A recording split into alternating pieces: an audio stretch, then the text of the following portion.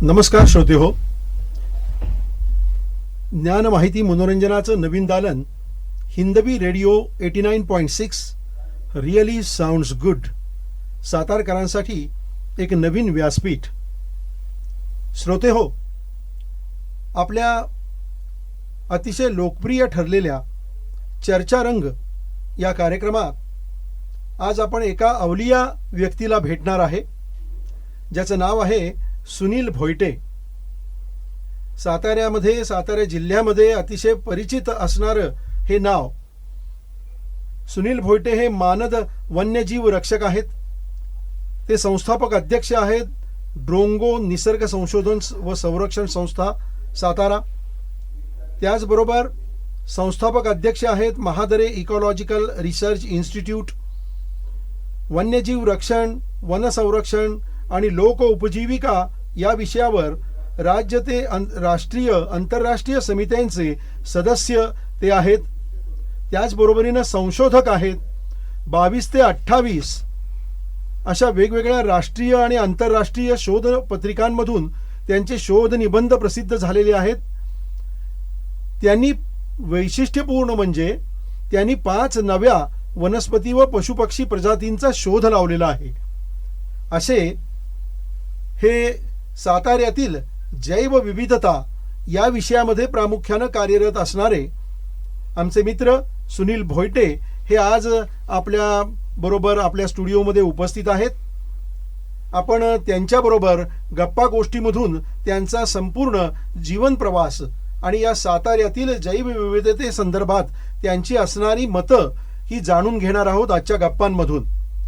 तर श्रोते हो, ज्ञान माहिती मनोरंजनाचं नवीन दालन हिंदवी रेडिओ 89.6 रिअली साऊंड्स गुड सातारकरांसाठी नवीन व्यासपीठ याच्यामध्ये चर्चारंग या कार्यक्रमात आपण सुनील भोयटेंबरोबर गप्पा मारणार आहोत.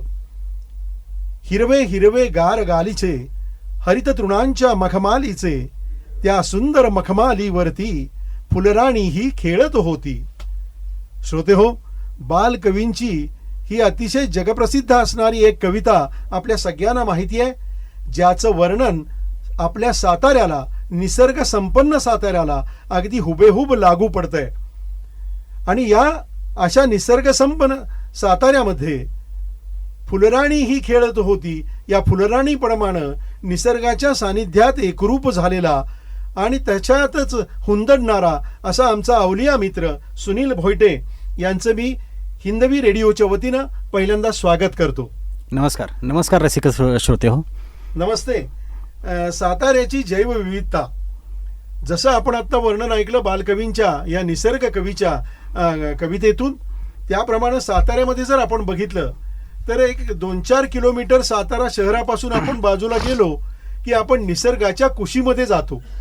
नक्कीच. म्हणजे यवतेश्वरचा घाट असेल, त्याच्या पुढं कास असेल, बामणोली असेल, किंवा इकडं सांबरवाडी असेल, ठोसेकर असेल, ही सगळी तर तुमची अगदी घरची ठिकाणं आहेत. अगदी आणि तिथंच तुम्ही बराच काळ, त्यामुळे आमच्या हातात सुद्धा सापडणं हे तुम्ही अतिशय मुश्किल आहे. पण तरी सुद्धा आज वेळ काढून इथं तुम्ही उपस्थित झालाय, त्याबद्दल तुमचं पहिल्यांदा स्वागत.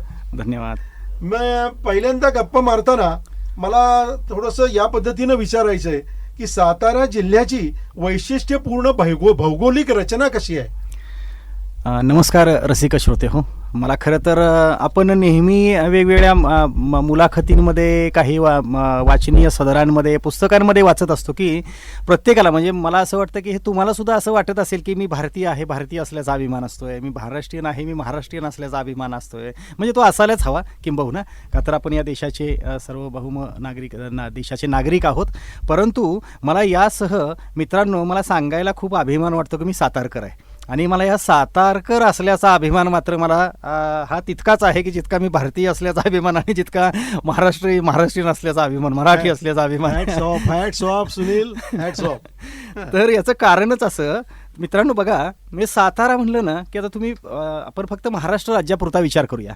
महाराष्ट्र राज्यापुरता विचार करता महाराष्ट्रातील किंबहुना आपण म्हणजे विदर्भ असेल, मराठवाडा असेल, खानदेश आहे, खाली तुमचा सोलापूर मानचा सगळा तो सोलापूर आणि याच्या भागातला जो काही शुष्क पट्टा आहे आणि त्याच्याबरोबरीनं कोकण आहे आणि मुंबई वगैरे हा जो उर्वरित प्रदेश आहे आणि याच्या बरोबरीनं जो मध्यवर्ती ठिकाणी असणारा जो एक प्रदेश दिसून येतो तो आपल्याला पश्चिम महाराष्ट्र.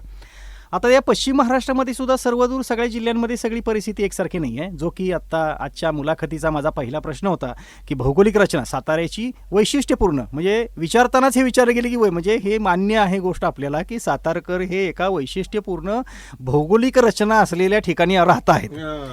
आणि हे त्रिकालाबाधित सत्य आहे. आणि आता वर्ल्ड हेरिटेज हे जे काही कास पठार झालेलं आहे त्याच्यामुळं देश विदेशात आपल्या सातारची जी काही माहिती आहे, ख्याती आहे ती अशीच पोहोचलेली आहे. हा, की वैशिष्ट्यपूर्ण जैवविविधता असणारा एक संपन्न प्रदेश. तर या प्रदेशामध्येच आता ह्या प्रदेशाला जसं की आता माझे सहकारी मित्र यांनी विचारलं की भौगोलिक रचना साताऱ्याची नक्की आहे कशी, काय नक्की प्रकार आहे साताऱ्यामध्ये, भौगोलिक रचनेतलं वैशिष्ट्य काय आहे. तर मित्र हो बघा, म्हणजे आपल्याला कोकणात गेला तर सर्वदूर एकसारखा खूप भरपूर पाऊस पडणारा संपूर्ण प्रदेश दिसून येईल. दुष्काळी पट्ट्यात गेलात खाली मानच्या खाली तर सगळीकडे कमी पर्जन्यमान असणारा आणि शुष्क प्रदेश दिसून येईल. त्याचप्रमाणे विदर्भ मराठवाड्यात गेलात तर तुम्हाला तिथं पावसाचं असमान वितरण असणारा प्रदेशात तुम्हाला म्हणजे भौगोलिक हे दिसून येईल, तुम्हाला तिथलं वितरण दिसून येईल. तसं त्या पद्धतीचं महत्त्वपूर्ण गोष्ट सातारा याच अंगाने वैशिष्ट्यपूर्ण आहे की सातारा जिल्ह्याची पश्चिम बाजू जी आहे ती पश्चिम बाजूला हा संपूर्ण 1000 ते 1200 मीटर उंचीवरचे सलगपणे पसरलेल्या डोंगर रांगा आपल्याला दिसून सह्याद्रीच्या, ज्याला आपण महाराष्ट्रामध्ये याला सह्याद्री म्हणलं जातं. हा आहे आपल्या भारताच्या पश्चिम किनारपट्टीला 1660 किलोमीटर गुजरात ते कन्याकुमारीपर्यंत पसरलेला पश्चिम घाट, की ज्याचा एक अत्यंत चांगला म्हणजे आपण लाभ ह्या संपूर्ण भारत देशाला मिळतो आहे. तर एका बाजूला ह्या जिल्ह्याच्या पश्चिम बाजूला पश्चिम घाटाच्या डोंगर रांगा आणि त्याला समांतर परत ज्या काही तिथून पूर्व दिशेला ज्या उतरत्या रांगा गेलेल्या त्या जाऊन कुठं मिळतात तर दख्खनच्या पठाराला. म्हणजे एका बाजूला दख्खनचं सलगपणे पसरलेलं विस्तारलेलं मैदानी प्रदेश आणि दुसऱ्या बाजूला उंच बेलाग सुळके असणारा सह्याद्री. तर हे अशा पद्धतीचं एक अनोखं मिश्रण, म्हणजे याच्याच बाबतीत जर तुम्ही बघाल, मला खरं याच्या बाबतीत अजून मला सांगायला आवडेल खरं, म्हणजे जसं वैशिष्ट्यपूर्ण आपण भौगोलिक रचना म्हणतो तर या भौगोलिक रचनेबरोबरच ह्या भौगोलिक रचनेमुळे या जिल्ह्याचं वितरण सुद्धा अत्यंत वैशिष्ट्यपूर्ण झालेलं आहे. तर याच्यामध्ये काय होतंय बघा की इकडं तुम्ही पश्चिम बाजूला बघितलात तर मुसळधार घनघोर पाऊस पडतोय. ज्या पश्चिम भागामध्ये या पश्चिम घाटाच्या घाट प्रदेशामध्ये तो पश्चिम म्हणजे नैऋत्य मान्सून पर्जन्यछायेखालील हा पूर्ण प्रदेश बेसुमार म्हणजे मुसळधार अक्षरशः आणि अत्यंत चांगल्या पर्जन्यछायेखालचा प्रदेश. मग त्याच वेळेला जर आपण सातारा जिल्ह्याच्या पूर्व दिशेला गेलो तर मान खटावानी त्या बाजूला कोरेगावच्या खाली थोडक्यात जर गेलो तर या भागामध्ये पावसाचं वितरण कमी होऊन जाते आणि हा दुष्काळी पट्टा किंवा अवर्षण प्रवण या सदरात मोडणारा आपल्याला प्रदेश दिसून येतो. याच्या बरोबरीनं काय होतं आहे तर ह्या पश्चिम घाटामध्ये उगम पावणाऱ्या सातारा जिल्ह्याचं वैशिष्ट्य बघा मित्रांनो, सातारा जिल्ह्यामध्ये जवळपास मला वाटतं 15 ते 16 नद्या मोठ्या आणि छोट्या अशा एकत्र मिळून 15 ते 16 नद्या ह्या पश्चिम घाटामध्ये उगम पावतात. ज्याच्यामध्ये मुख्य नद्या आपल्या कृष्णा आहे, कोयना आहे, वेण्णा आहे, उरमोडी आहे. ह्या मुख्य नद्या साताऱ्याच्या अनुषंगानं, मी महाराष्ट्राच्या अनुषंगानं म्हणत नाही, यातली सर्वात मुख्य नदी कुठली तर कृष्णा आणि बाकी ह्या तिच्या उपनद्या या 15 ते 18 नद्यांचं म्हणजे अगदी नाही म्हणलं तरी 12 ते 15 नद्यांची खोरी ह्या पश्चिम घाटामध्ये पूर्व बाजूलाच तुम्हाला सगळी झालेली दिसून येतील की या खोऱ्यांनी खाचलेल्या भूभागामधून ज्या काही दऱ्या खोऱ्यांमधून ह्या काही नद्या वाहतात ती ह्या नद्यांनी तयार केलेली खोरी. या खोऱ्यांच्या तुम्ही अगदी तोंडाकडे म्हणजे पूर्व बाजूला जर गेलात तर या बाजूला तुम्हाला ह्या नद्यांमध्ये किंवा ह्या पूर्ववाहिनी नद्यांच्या प्रवाहांमुळे जे काही त्यांनी कैक हजारो लाखो वर्षांपासून जे काही या येथील भागाचं क्षरण किंवा भंजन करून जो काही वाहून आणलेला गाळ आहे, दगडमाती आहे, जे काय आहे याचं पसरून एक सलग मैदानी प्रदेशामध्ये सुपीक काळ्या मातीचा प्रदेश तयार झालेला तुम्हाला दिसून येतो, जो की अगदी आपल्या कराडपर्यंत म्हणजे कराड तालुका असेल किंवा तुमचे सातारा, कोरेगाव, हे जे तालुके आहेत हे तशा अर्थानं शेतीसाठी फार चांगले सधन तालुके समजले जातात. तर हे कशामुळं, तर ह्या पश्चिम घाटामुळं. म्हणजे हे भौगोलिक रचनेचं बोलतोय बघा मित्रांनो आपण. आणि आपण बोलतोय पाहतोय काय, तर खाली आपल्याकडे एवढे सुपीक प्रदेश तयार करले आहेत. याच्याच बरोबरीनं जर बघाल तर या पश्चिम घाटामध्ये जे काही सगळे सडे पठार आहेत ही सगळी पठारी प्रदेश आहे. महाबळेश्वर पाचगणी हे आशिया खंडातलं सर्वात मोठं पठार. त्याच्या बरोबरीनं कासचं पठार आहे, चाळकीवाडीचं पठार आहे, वाल्मिक आहे. वाल्मिक हा सातारा जिल्ह्याच्या अगदी हद्दीवर आहे. सडा वाघापूर आहे, वनकुसावडे आहे. ही सगळे पठारी प्रदेश. हे सगळे पठारी प्रदेश हे लॅटराईट म्हणजे आपल्या जांभ्याच्या खडकापासून तयार झालेल्या म्हणजे दगडापासून तयार झालेली सगळी पठार आहेत. आणि हे सलगपणे काही किलोमीटर विस्तीर्ण पठार आहेत. 2-2, 5-5 ते 10-10, 50-50 किलोमीटरची पठार आहेत. ही ह्या भागाची वैशिष्ट्यपूर्ण भौगोलिक रचना आहे. ज्या वेळेला तिथं ही जांभ्या दगडाची पठार आहे तर मित्र हो, जांभा दगड हा स्पंजसारखं काम करतो. हे पाणी शोषून ते साठवून ठेवण्याचं काम ह्या जांभा दगड करतो. जे त्यानंतरनं ह्या भागामध्ये असणाऱ्या अनेक नद्या, छोटे ओढे, नाले यांच्या पाझरांमधून आपल्याला खाली पूर्व भागामध्ये पिण्यासाठी किंवा वापरासाठी किंवा जे काही त्याचा आपण उपयोग करू त्यासाठी आपल्याला उपलब्ध होतं. हे ह्या साताराच्या भौगोलिक रचनेचं वैशिष्ट्य. वा वा वा वा. सुपीक असणारा सातारचा भाग किंवा प्रचंड पर्जन्यमान असणारा हा सातारचा पश्चिमेकडचा भाग, याच्याबद्दलचं माहिती आत्ता तू सांगितली सुनील. मला नादो महानोर हे जे दुसरे निसर्ग कवी आहेत त्यांच्या एका कवितेची आठवण होती आणि तेच गाणं तुला नक्की आवडेल. त्यामुळं आपण ते आता लावणार आहोत. घन ओथंबून येती बनात राघू ओघरती, पंखावरती सर ओघळ झाडातून झडझडती, घन ओथंबून येती. तर श्रोते हो, आपण ऐकूया नादो महानोर या अत्यंत निसर्ग कवी, एक महान निसर्ग कवी ज्यांना आपण ओळखतो, त्यांच्या कवितांचे शब्द त्या गाजलेल्या गाण्यातून आपण ऐकूया. साताऱ्याची जैवविविधता या विषयावर आपण सुनीलशी गप्पा मारतोय. माझं पुढचं एक प्रश्न त्यांना असा आहे की आत्ता आपण वैशिष्ट्यपूर्ण भौगोलिक रचनेबद्दल बोललो.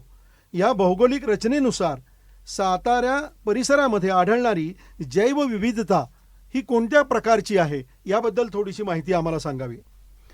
मी खरं तर हिंदवी रेडिओचं मी या विषया खूप अनोखा आणि वेगळा विषय निवडला. आणि या विषयातून खरं तर हा विषय आपण ज्यावेळेला आता आपण थोड्याच वेळापूर्वी रसिक मित्र हो आपण नादो महाराज निसर्गकवी नादो महाराजांचं एक खूप छान गीत ऐकलं. त्या गीतांमधून त्यांनी आपल्याला ह्या निसर्गातल्या खूप छोट्या छोट्या क्लुप्त्या ते अगदी त्यातली साधकं मिथकं हे आपल्याला उलगडून सांगितली की आपल्याला त्याने मन अगदी प्रफुल्लित होऊन गेलं. अगदी त्याच पद्धतीनं आपल्या प्राचीन रूढी परंपरांमधून, प्राचीन लोकजीवनामधून ह्या सगळ्या गोष्टी आपल्यामध्ये प्रतीत होत होत्या. फक्त फरक एवढाच होता की प्रत्येकाच्या समजण्याच्या पातळीपर्यंत त्याची ही वेगवेगळी होती, म्हणजे त्याची मांडणी ही वेगवेगळी होती.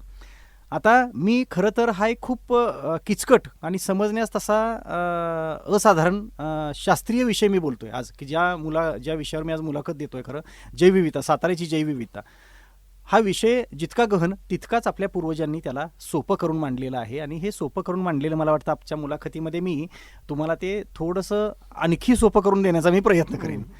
तर अगदीच सुरुवातीला जसं आपण मगाशी साताऱ्याची भौगोलिक रचना बघितली, तर भौगोलिक रचनेनुसार साताऱ्याचं वैशिष्ट्य असं की या भौगोलिक रचनेनुसारच साताऱ्यामध्ये आढळणाऱ्या मानवापासून म्हणजे माणसांच्या राहणीमान, जगणं, राहणं, समाजरचने, चाली रूढी, रीतिरिवाज, संस्कृती पासून ते आता माणसाला मी निसर्गापासून वेगळा काढणार नाही मित्र हो, परंतु काय होतं हल्लीच्या जगात ते थोडंसं तसं झालेलं आहे की आपण स्वतःला वेगळं काढतो आणि आपण निसर्गाकडे वन्यजीवाने वनस्पतींकडे वेगळ्या ह्यानं बघतो की ते वेगळे, ते वन्यजीव आहेत, वन्य आहेत. तर नाही मित्रांनो, आपण त्याचेच सहचर आहोत. मी तर तसं करणार नाही. परंतु ह्या निसर्गातल्या सुद्धा म्हणजे वनस्पती आणि प्राण्यांमध्ये सुद्धा जसं मानवी ज्या काही आता मी गोष्टी सांगितल्या त्यामध्ये वैविध्य दिसून येतं, तसंच ह्या नैसर्गिक जीवांमध्ये, वनस्पतींमध्ये, त्याच्या वितरणामध्ये सुद्धा सातारा जिल्ह्यामध्ये खूप चांगल्या पद्धतीचं वितरण दिसून येतं. तर याच्यामध्ये काय होतं बघा, अगदी साधी गोष्ट बघा. तुम्ही आता सातारकर जे काही सगळे श्रोते, वेगवेगळ्या भागातले श्रोते मला आज ऐकता आहेत, त्यातले बहुसंख्य श्रोते हे म्हणजे मला असं वाटतं की आता जिथं ही साधनं पोचतायत ह्या सगळ्या माध्यमांची, रेडिओची किंवा टेलिव्हिजनची किंवा ही दृकश्राव्य प्रसारमाध्यमं, तर याच्यामध्ये आमचा पहाडी प्रदेशामध्ये जर बघितलात तुम्ही, तर पहाडी प्रदेशामध्ये इकडं एकतर जसा पूर्वेला सातारा जिल्ह्यामध्ये दुष्काळ आहे मानखटावमध्ये, तसाच मित्र हो या पहाडी प्रदेशामध्ये म्हणजे डोंगर रांगांच्या पठारी प्रदेशांमध्ये उन्हाळ्यामध्ये पिण्यासाठी पाणी नसतं बरं का. हा दुष्काळी हा अति उंचीवरचा दुष्काळी प्रदेश म्हणून गणला जातो. तर याचं कारण काय, तर पाणी सगळं जिरून पाझरून निघून जात आहे. हां, पण वर्षभर म्हणजे पर्जन्य हंगामामध्ये पडणाऱ्या पर्जन्याच्या किंवा पर्जन्य प्रमाणामुळे इथली पिकांचे वितरण बघितलं आणि त्याच वेळेला जर उर्वरित सातारा जिल्ह्यातल्या पिकांचं वितरण बघितलं, पीक प्रजातीचं वितरण बघितलं, तर याच्यामध्ये तुम्हाला फरक दिसून येईल. या पहाडी प्रदेशामध्ये म्हणजे सातारा तालुक्याचा काही भाग म्हणू, महाबळेश्वर, जावली, त्यानंतरनं तुमचा पाटण आणि कराड तालुक्याचा काही भाग, ह्या भागांमध्ये जर पाहिलेत मित्र हो, तर या भागामध्ये तुम्हाला जी पिकं दिसतील ती पिकं तुम्हाला शक्यतो खालच्या भागामध्ये म्हणजे उर्वरित सातारा जिल्ह्यामध्ये तुम्हाला दिसून येणार नाहीत. मग याच्यामध्ये काय, तर वरच्या भागामध्ये भात केला जातोय, नाचणी केली जाते, वरी केली जाते आहे की जी जादा पावसाला टिकवून हे करणारी किंवा जास्त पाण्याची गरज असणारी आणि जास्त काळ म्हणजे दीर्घ काळ घेतली जाणारी म्हणजे 5 ते 6 महिन्याचं पीक असतं साधारणतः. तर ही पिकं तुम्हाला दिसून येतील. परंतु त्याचबरोबर जर तुम्ही उर्वरित सातारा जिल्ह्यामध्ये जर त्याच हंगामात पावसाळ्यामध्ये बघितलं, तर त्यावेळेला तुम्हाला खालच्या भागामध्ये अगदी गहू, ज्वारी किंवा सोयाबीन किंवा या पद्धतीनं काही 3 महिन्याच्या हंगामाची आणि त्या उपलब्ध पावसाच्या पाण्याला तग धरणारी किंवा पाणी पुरं पडणारी पिकांची प्रजाती तुम्हाला दिसून. आता हे मी तुम्हाला जैवविविधता या विषयात बोलताना मी पिकांची गोष्टी काय सांगायला लागलो मित्र हो, असंच आहे. तर जसं तुम्ही ह्या पहाडी प्रदेशामध्ये बघाल, तर पहाडी प्रदेशामध्ये तुम्हाला लोकवस्तीसुद्धा ही विरळ लोकवस्ती दिसून येईल. परंतु तेच जर तुम्ही उर्वरित सातारा जिल्ह्यामध्ये खाली जसे जाल आणि जसे तुम्हाला नदीकाठ किंवा पाण्याची उपलब्धता जशी तुमची वाढत जाईल, सुपीक प्रदेश किंवा सुपीक शेतीसाठीचे अनुकूल प्रदेश तुम्हाला जसे दिसून येतील, तसे तुम्हाला खाली लोकवस्ती किंवा गावांची एकंदर घनता म्हणजे लोकसंख्येबरोबर काय तर गावांची लोकसंख्येची घनता ही तुम्हाला जास्त दिसून येईल. हे सुद्धा ह्या भौगोलिक रचनेबरोबर असणाऱ्या सातारा जिल्ह्यातल्या जैवविविधतेचं एक अनोखं उदाहरण आहे. आता याच्या बरोबरीनेच काय होतं, तर बऱ्याच वेळेला असं होतं की आपण म्हणतो मग तुम्ही जैवविविधतेबद्दल बोलताय. तर मित्र हो, मी पहिल्यांदाच तुम्हाला अगदी सुस्पष्ट केलेलं आहे की मी माणसाला त्या निसर्ग शृंखलेतला एक भाग मानतो. त्यामुळे मी पहिल्यांदा माणसांबद्दल सांगितलं. पर्जन्य म्हणजे पाणी कमतरतेमुळेच या भागांमध्ये तलावांची निर्मिती खूप झालेली आहे. तर या तलावांच्या निर्मितीमध्ये सुद्धा मला एक पर्यटनाचा किंवा व्यावसायिक मला हे दिसतो. लोकांच्या अंगानं, शासकीय अंगानं. तर याच्या भागामध्ये आता नुकतंच गेल्या वर्षी त्या एका प्रक्रियेचा मी स्वतः भाग होतो की मायनी, एरळवाडी आणि कानकात्री अशा 3 तलावांचं मिळून मायनी संवर्धन राखीव हे पाणपक्ष्यांसाठीचं एक राखीव प्रदेश आम्ही तयार केलेला आहे. म्हणजे शासनानं तो तयार केलेला आहे. तर ह्याच प्रदेशामध्ये आता भविष्यकाळामध्ये या प्रदेशाचे विकास आराखडे तयार होतील. विकास आराखड्यामध्ये शासनाचा निधी प्राप्त होईल. गावांसाठीचे वेगवेगळ्या निधी योजना येतील. याच्या बरोबरीने मित्र हो काय होणार आहे, तर या भागामध्ये आपणा सर्व रसिक श्रोते हो, आपणा सर्वांना माहिती की या भागामध्ये येणारे पाणपक्षी हे स्थलांतरित आहेत. बहुतांश वेगवेगळ्या जगभरातल्या देशभरांमधून तिथं पाणपक्षी येतात आणि जगभरातले लोक जसे कासची फुलं बघायला येतात, पर्जन्य हंगामामध्ये कासची फुलं जशी बघायला येतात, तसेच हे पाणपक्षी बघायला जगभरातून लोक तिथे येतात. तुम्ही उद्याला त्याचे म्हणजे आता ह्या लोकांना जसं आता कासला एक पायाभूत सुविधा या अर्थानं कासचा विकास हळूहळू सुरू होत आहे, तशाच पायाभूत सुविधा ह्या परिसरामध्ये हळूहळू विकसित होतील आणि हा प्रदेश हा पर्यटनासाठी खूप चांगला उदयास येईल पाणपक्ष्यांच्या पर्यटनासाठी. याच्या बरोबरीनं सातारा जिल्ह्यामध्ये काय आहे, तर सातारा जिल्हा हा कृषीप्रधान पूर्ण भारतात. साताऱ्यामध्ये वेगवेगळ्या कृषी पद्धती म्हणजे एका बाजूला बागायत आहे, जिरायत आहे, त्याच्या बरोबरीने तुम्हाला कोरडवाहू बघायला मिळतंय, त्याच्याच बरोबरीने तुम्हाला कडधान्य, भरडधान्य अशा वेगवेगळ्या प्रकारच्या शेती पिकांचं उत्पादन तुम्हाला सातारा जिल्ह्यामध्ये घेतलं गेलेलं दिसतं. आता बहुतांश सातारा हा तशा अर्थानं मला एक म्हणजे अजून तितकासाही म्हणजे एक मोठं महानगरी अर्थानं सातारा झालेलं नाही आहे किंवा सातारा जिल्ह्याचं तसंच रूप झालेलं नाही आहे. पण जे महानगरांमधून येणारे जे काही आता लोकसमूह आहेत किंवा लोकसंख्या आहे किंवा लोक आहेत, यांना मित्र हो तुमच्या शेती पद्धती आणि शेतीच्या रीतिरिवाजांविषयी माहिती नाही. त्यांना सारवलेलं अंगण माहीत नाही, सारवलेला सोपा म्हणजे तुमचं घर माहीत नाही ना, त्यांना तुमच्या चुलीवरची भाकरी माहीत आहे. तर हा ह्या कृषकांसाठी, शेतकऱ्यांसाठी हा गाव तेथे पर्यटनाने शिवार तेथे शिवार दर्शन या अर्थाने एक खूप चांगला कृषी पर्यटनासाठीचा एक फार मोठा संधी आहे, वाव आहे. याच्यामध्ये काय करायचं आहे तर तुम्हाला फक्त जे त्यांना घरी मिळत नाही आहे, म्हणजे आपलं जे आहे ते रोजचं आहे की आपण त्या घरामध्ये राहणं, चुलीवरचं जेवणं आणि खाणं आणि त्याच्याबरोबरीने ते जे काही शेती आणि पाळीव पशुधनाबरोबर राहणं आणि ती कृषीतली कामं करणं हे आपलं रोजचं जगणं आहे. हे इतरांसाठी पर्यटन असू शकतं. ही इतरांसाठी एक अनोखी गोष्ट असू शकते. शहरी भागात हे बघायलाच बघायलाच नाही. मिळत नाही. तर हे ह्या कृषी पर्यटनासाठी सुद्धा सातारा जिल्ह्यामध्ये खूप चांगली वावानी संधी आहे. आता याच्या बरोबरीनं काय, म्हणजे आपण संवर्धन झालं, संरक्षण झालं, याच्या बरोबरीनं काय तर मी थोडंसं आता मी एका क्षेत्रात करत असलेल्या कामाबद्दल थोडंसं सांगेन की जे मी महादरी इकॉलॉजिकल रिसर्च इन्स्टिट्यूट म्हणून जी काही इन्स्टिट्यूट सांगितली, तर त्या इन्स्टिट्यूटमध्ये आजपर्यंत सातारा तुम्ही सर्वसाधारण बघायलाच की आपण संशोधनाच्या संधी म्हणलं की वेगवेगळे आपण डॉक्टर्स, इंजिनियर्स आणि हेन या अर्थानं आपण म्हणजे करिअर या अर्थानं आपण एक त्या शिक्षणाला आपण जास्त हे देतो, महत्त्व देतो. याच्याच बरोबरीनं आज मी स्वतः आणि माझ्याबरोबर काम करणारे माझ्या काही सहकारी त्याच्या बरोबरीनं माझे विद्यार्थी यांनी आम्ही आज हे आम्हाला वाटतं की आम्ही हे सिद्ध करून दाखवलं की संशोधन हे सुद्धा एक करिअरसाठीची एक चांगली संधी आहे. आज आम्ही ज्या ह्या महादरी इकॉलॉजिकल रिसर्च इन्स्टिट्यूटच्या माध्यमातून जे काही संशोधन क्षेत्रामध्ये येणाऱ्या विद्यार्थ्यांना आम्ही मार्गदर्शन करून त्यांना संशोधक म्हणून नवसंशोधक म्हणून घडवण्यासाठी जे प्रयत्न करत आहोत, त्या प्रयत्नांमधून आज माझ्या ह्या इन्स्टिट्यूटमधले जवळपास 6 ते 8 विद्यार्थी हे संशोधन क्षेत्रामध्ये नावारूपास येऊन त्यांना चांगलं अर्थार्जन होत आहे. याच्यासह काय तर तुम्हाला नाव मिळतंय, प्रसिद्धी मिळते आणि त्याच्याबरोबर आवडीच्या क्षेत्रामध्ये काम करायची संधी मिळते. यापेक्षा चांगलं ते काय. तर ही एक अजून एक संशोधनाची संधी ही एक ह्या तुमच्या, आणि हे सगळे महत्त्वाची गोष्ट सांगायची काय तर हे सगळेजण संशोधन करत आहेत ते जैवविविधतेवर संशोधन करत आहेत. वा वा वा, म्हणजे आपला आजचा विषय जो आहे साताऱ्याची जैवविविधता याच्यावर आधारितच. खरोखर सुनील, तुझ्याकडं एवढा प्रचंड माहितीचा खजिना आहे या निसर्गाच्या बद्दल, निसर्गातील शेतीबद्दल, तिथल्या वनसंरक्षणाबद्दल, वनसंवर्धनाबद्दल, तिथल्या विविध प्राणी पक्षी यांच्याबद्दल. तू खरोखर त्या फुलराणीप्रमाणे त्या विशिष्ट क्षेत्रामध्ये हुंदडणारा आणि निसर्गाशी एकरूप झालेलं असं व्यक्तिमत्वच तुझं म्हणायला लागेल.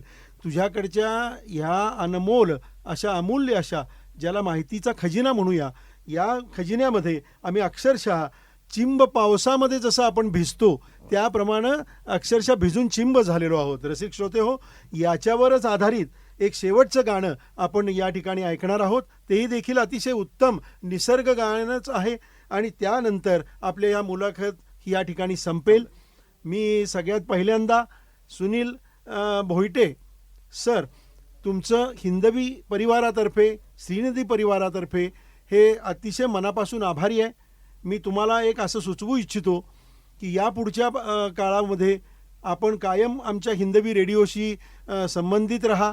वेगवेगळ्या प्रकारचं लेखन आपण करावं आणि प्राण्यांच्याबद्दल, पक्ष्यांच्याबद्दल, निसर्गाच्या होणाऱ्या ऱ्हासाबद्दल आणि त्याचं संरक्षण कसं करावं या अशा वेगवेगळ्या विषयांबद्दल माहिती लिहून तुम्ही आमच्या रसिक श्रोत्यांना द्यावी असं मी भविष्य काळामध्ये तुम्हाला सुचवतो.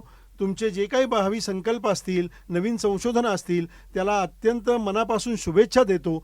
आणि तुम्ही आज या ठिकाणी येऊन आम्हाला जी अत्यंत माहिती उत्तम पद्धतीनं सांगितलीत त्याबद्दल तुमचे मनस्वी आभार मानतो. आणि या ठिकाणी आपण आजची ही गप्पांची मैफिल ही संपवूया. धन्यवाद. धन्यवाद रसिक श्रोते हो. धन्यवाद. हिंदवी.